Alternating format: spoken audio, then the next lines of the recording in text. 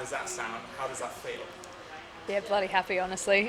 When I rocked up to the ground, it was pretty grim. I didn't think we were going to get on today, so I'm glad we kept in the mindset of, if we got our chance, let's just bloody take it, and we did that, and it was such a clutch game. Another crazy match. I really feel for England, so I must kind of mention that, but pretty stoked to be going through the final. At what point did you think, we might actually get a game out here, that this could still happen for us? I didn't until that rain cleared, completely. Pretty much as soon as that happened, I just had a good feeling. As soon as I saw them kind of super sopping, I got my hopes up, and so I really hoped they weren't going to be let down, and they weren't, which is a brilliant job to them to get us on a game today, because there's been a fair bit of rain around. Like I say, you must have seen with the Big Bash how they got it on here. Was there any hope at all, or were you just thinking, this is it, we're out of our own tournament, we're not going to go to the MCG? Yeah. It must have been demoralising to think about. I don't know how the others were feeling, but I'd already kind of thought that. I was kind of prepared to play in the sense of preparations and plans and all that kind of stuff, but in my heart I kind of had felt that that's it, we're done, our own chance at a World Cup final at home, that's it, it's dashed, and there probably wouldn't be another chance for someone like me who's 27, so super happy to be where we are now.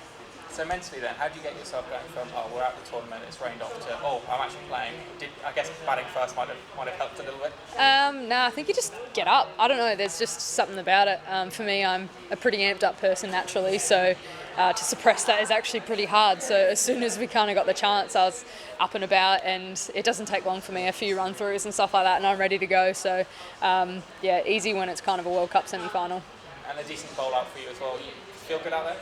Yeah, until I got hit for the 6 over Cow, I was feeling good, and then as soon as that happened, I know it was the last ball of my spell, but I was like, crap, because it just swung the momentum back their way and made it possible for that last over. So I'm happy with the rest of them, in a sense. A few error balls there that didn't quite go the distance that like they should have, but apart from that, I just did the job for the team.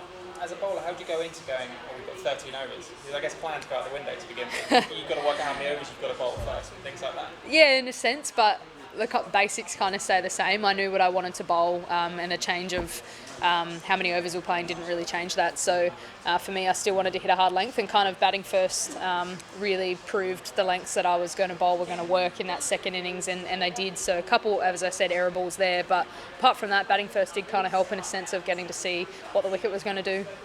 And stepping up, not that you have to step up, but without Pez there as well, how did you change that? Any different approach there for you? No, not really. I think obviously it's a huge loss to have Pez go so late in the tournament.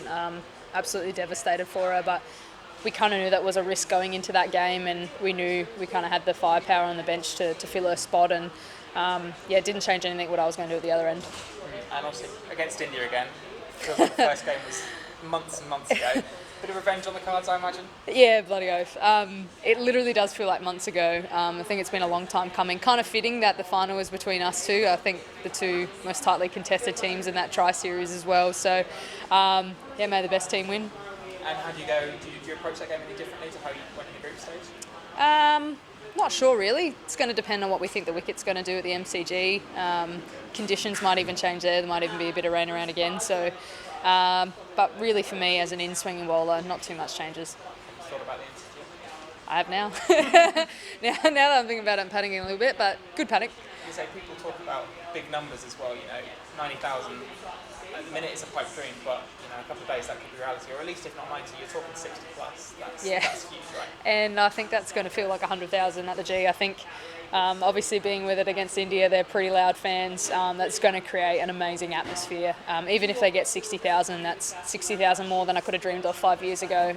So for them to even set the bar that high is pretty damn cool. Are you 2 days away from the biggest game of your career? I think so, yes. And the chance to do that at home, there's no bigger dream than that. And a bit of panic that you mentioned as well. How do you sort of approach that? It's a long time until 6 o'clock in the evening. Yeah, true.